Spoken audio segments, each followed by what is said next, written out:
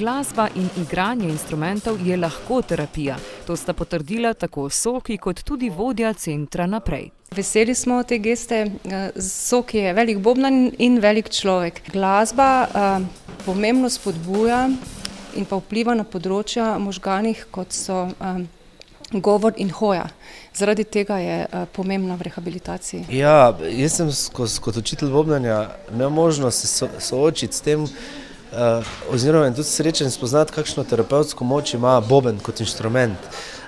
In to je že v bistvu tudi znano, ampak včasih pozabimo, da je to res lahko ena zelo zdravilna zadeva.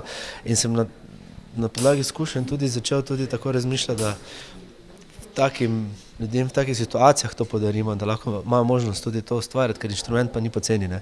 Uporabnikom centra Naprej je bobne doniral oboževalec zasedbe Elvis Jackson, ki je tudi sam glasbenik. Imamo nov set, Soki ima ta projekt 2020, bobne sem imel viška in sem jih dal neopisano, da lahko pomagaš ljudem, ko se res potrebujejo to.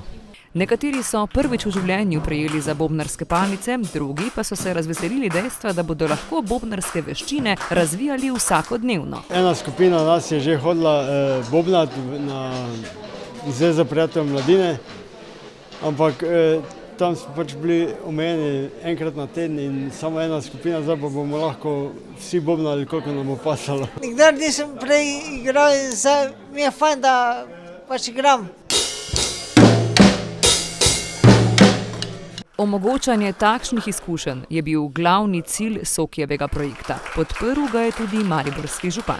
Takšne donacije kažejo na to, da začenjamo živeti, hvala Bogu, v drugačni družbi, kjer je bistveno to, kaj dam, ne to, kaj dobim.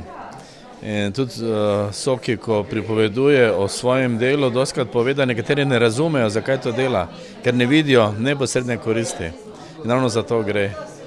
Treba je dati, če želimo, da karkoli prije do nas, in Soki to dela. Istočasno pa nadaljuje svoje poslanstvo opremljanja šol. Zaenkrat je instrumente podaril 84, a bo vztrajal do 100.